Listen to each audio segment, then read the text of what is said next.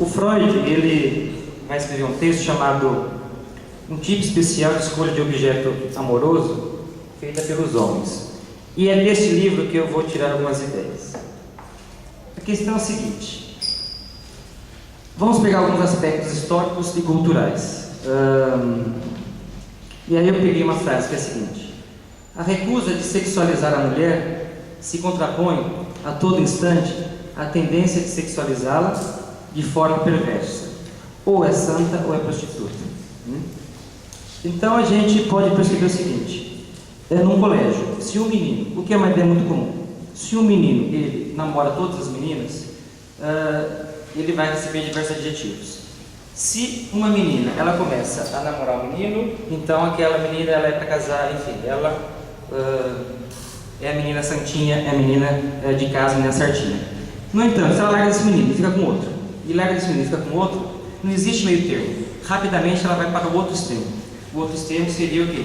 A ideia da prostituta, né?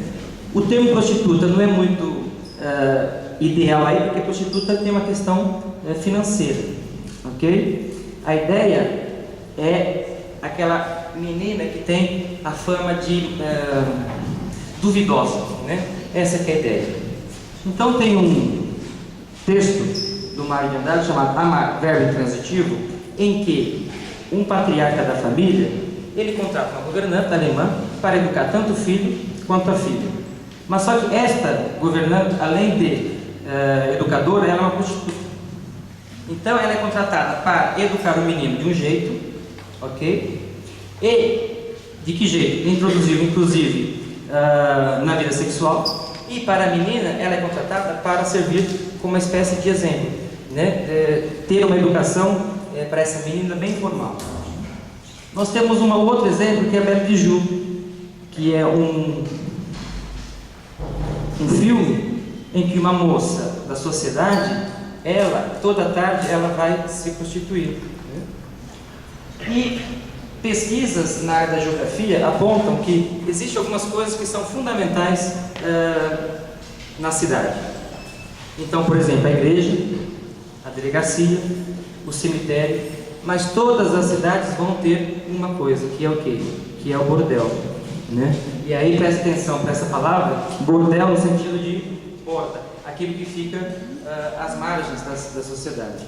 Então, na França, em Paris, por exemplo, tem lá a Champs-Élysées, que é uma rua muito famosa das madames, ok? Onde o sujeito tem os diversos tipos de lojas, das mais sofisticadas, mas qualquer rua direita que você entrar, existe ali um bordel, né? Ou seja, é o contraponto de um lado a santa, né? Essa figura idealizada, a mulher de família, do outro lado a ideia de prostituta, né? Para falar o português, para a ideia de puta, né? Essa aqui é a ideia, ok? E da mesma forma nós temos aí aspectos históricos, como por exemplo o tabu da virgindade, né? Então, enquanto que o menino ele é educado para ter uma vida sexual, a menina é educada para não ter uma vida sexual, quase sexual, só depois do casamento, ok? O tabu da virgindade era muito privilegiado, ok? E aí quem foge disso cai no outro ponta-ponta, que seria a ideia então da prostituta.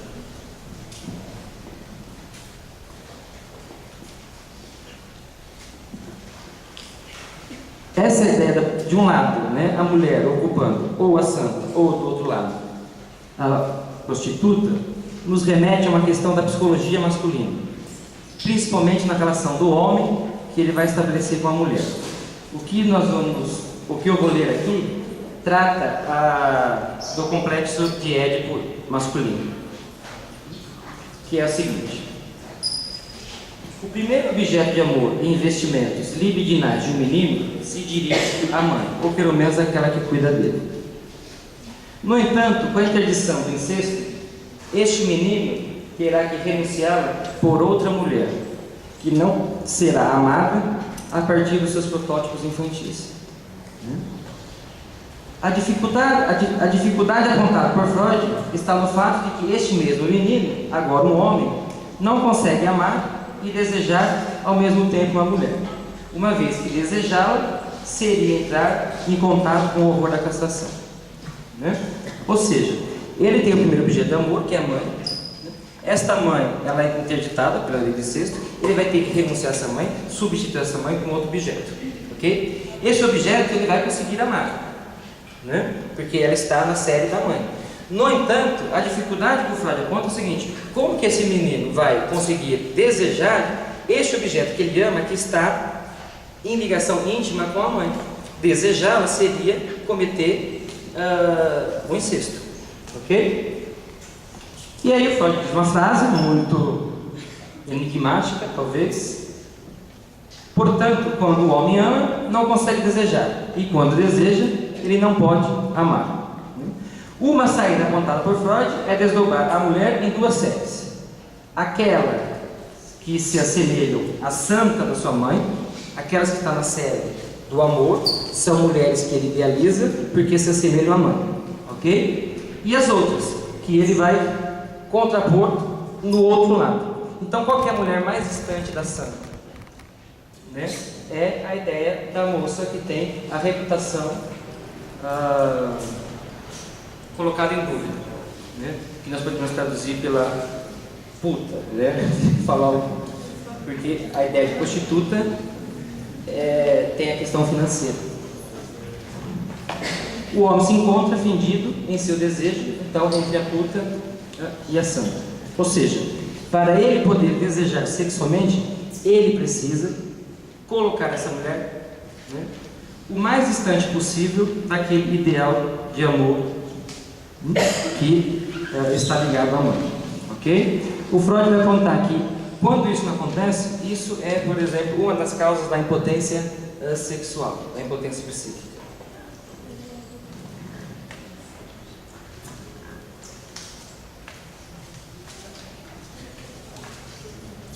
E aí, a gente encontra então na Senhora dos Afogados uma história que dá para articular algumas questões. Por que eu escolhi essa história?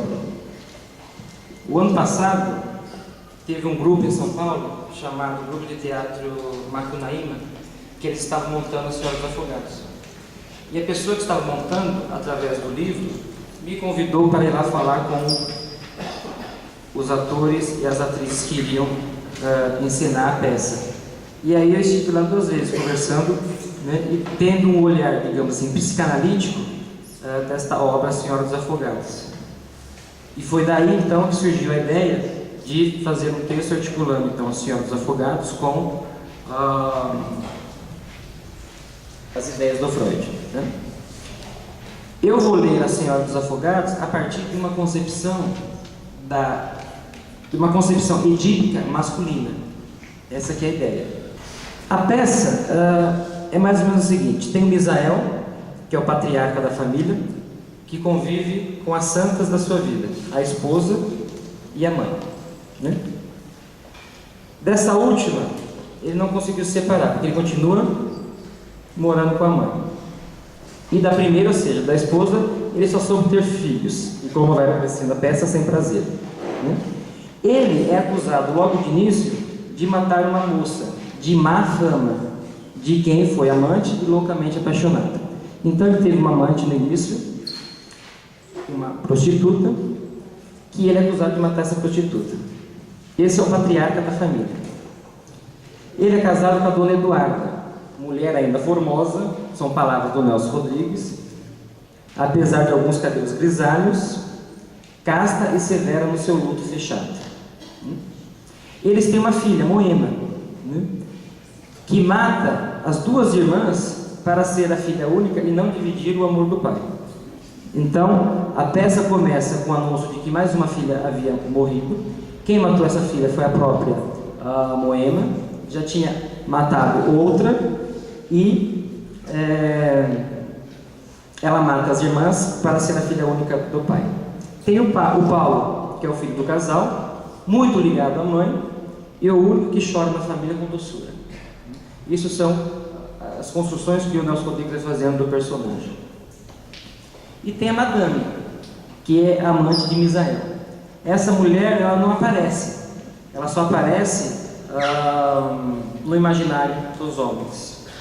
Interessante que nessa peça, quando eu fui conversar com esse pessoal que montou, no fim da nossa conversa, a menina, eu conhecia a madame, ela iria não mais aparecer na peça visivelmente, ela ia aparecer com véu, na tentativa de criar o enigma de quem é essa mulher, né? Essa mulher que em alguns momentos da peça os homens falam com ela com grande doçura. Então, mulher de reputação duvidosa que foi morta há 18 anos por Misael no mesmo dia do casamento com Dona Eduarda, ou seja, no dia que o Misael casou com Dona Eduarda, ele matou a sua amante. Ela foi morta no leito conjugal do casal, pois o que a madame queria? Ela queria experimentar a cama antes da noiva. Então ele mata a madame. E tem o noivo, né?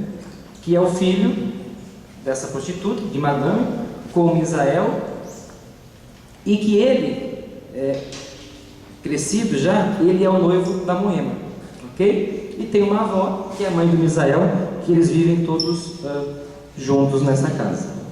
E aí, pessoal, qual que é a ideia? Eu pensei em pegar alguns fragmentos da cena e a gente ir articulando com a psicologia ou com o ético masculino e como que o homem vai lidar aí com relação à mulher. Voltando um pouco na ideia do livro, quando eu disse então que Nelson Rodrigues, com a vida como ela é, ele passa a ter uma sólida plateia masculina, então ele escrevia contos no jornal que ele assinava com o nome de mulher, e os leitores dele eram mulheres. Me chamou a atenção quando, na vida como ela é, isso passa a ser, as colunas do Nelson Rodrigues passam a ser muito lidas pelos homens. E a pergunta foi, por que será? Qual que é a ideia? O Nelson Rodrigues escreveu isso na década de 50 e 60. Se a gente pegar aspectos históricos, nós vamos ver que esse período é o que ficou conhecido como a emancipação feminina, né?